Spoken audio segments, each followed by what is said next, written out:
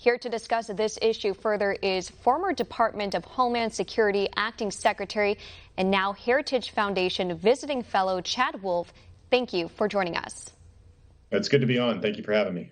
DHS Secretary Alejandro Mayorkas released a statement this week admitting that the situation at the border is difficult, but then takes aim at the Trump administration, saying, and I quote, "The previous administration dismantled the asylum system.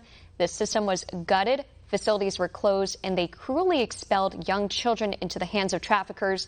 You led the DHS from November 2019 to January of this year. What's your response to his statement? Well, it's absolutely ridiculous. I would say that the only thing that we dismantled was the flawed catch and release program that we inherited and that we see is occurring today. So absolutely, we dismantled that.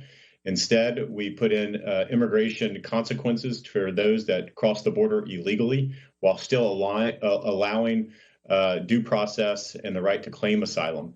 I think what you see today and this idea that we dismantled the asylum system, again, is just inaccurate. We hired over 500 asylum officers during the course of the Trump administration and really addressed the asylum backlog in the first, and then through the 4 years of the Trump administration, we actually granted more asylum than the last 4 years of the Obama administration. So the facts just simply don't back up that type of statement. And you're definitely putting things into perspective, especially since Mayorkas even said that the DHS is on pace to encounter more individuals on the southwest border than we have in the last 20 years. Back in October, you gave a speech about how secure the U.S. border is, saying, well, at the time, it's more secure now than at any time in our history. Is there a specific policy you believe the Biden administration implemented or dismantled that has led to the crisis we're currently seeing? I believe there's several of them. Obviously, they stopped the border wall system from being constructed. So now you have miles out there where you'll have border wall system for several miles constructed, and then you'll have a gap of a couple of miles, and then the wall system constructed again. So they need to finish the construction of the border wall system. So that's one thing that they've done. They obviously dismantled our Remain in Mexico program, or what we call the migrant protection protocols, which allowed individuals to apply for asylum, but to wait in Mexico. And the idea there is to root out the fraud in the asylum process. So they dismantled that.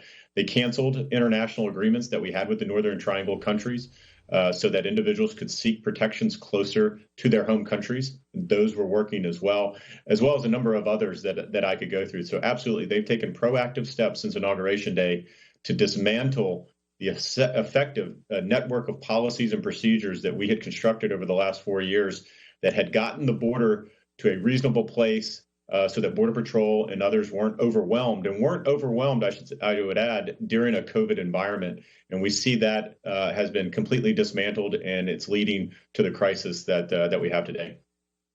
And that leads to my next question, because President Biden said he has no plans to visit the border, and both he and Mayorkas are refusing to call what we're seeing at the southern border a crisis. Instead, Biden and Vice President Kamala Harris are currently on their Help Is Here tour to celebrate the passage of the recently passed partisan COVID relief package.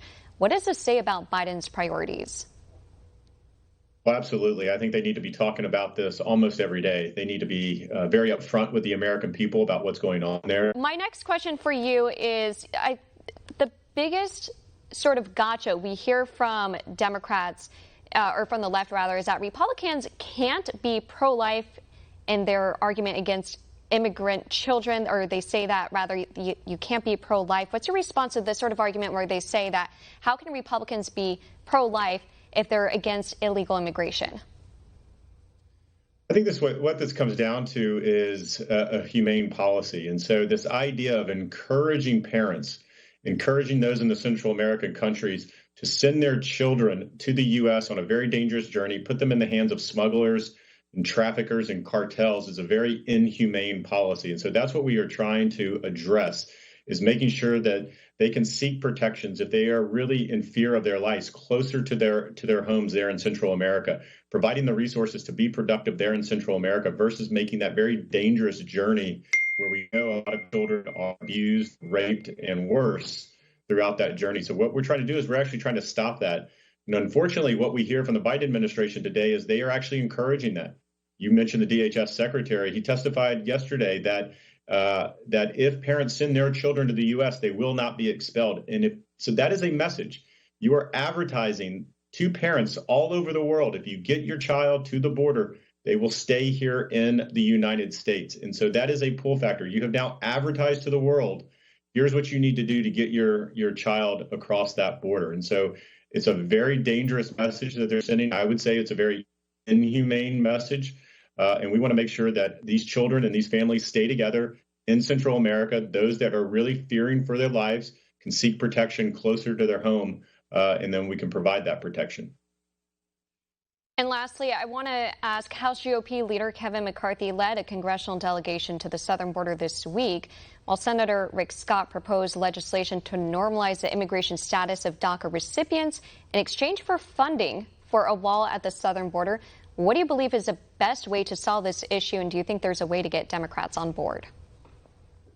Well, I think first and foremost, when you talk about a border crisis, the focus needs to be on solving that crisis and bringing some enforcement back to the border. So before we talk about DACA, or I know there's several different amnesty bills floating around Congress, I think now is the exact wrong time to be talking about that. If Congress wants to pass an amnesty bill, that's only going to encourage and fuel the fire, which is ongoing there at the border.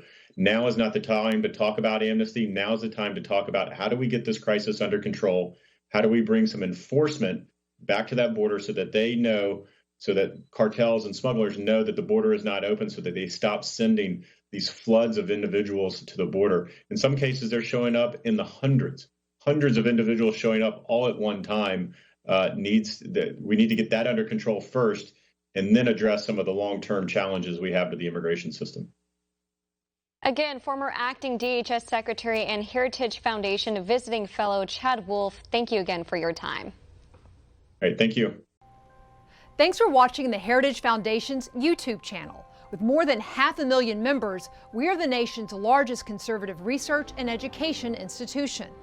We believe the principles and ideas of the American founding are worth conserving and renewing. Please help us further our mission by subscribing to this channel and sharing our videos with your family and friends.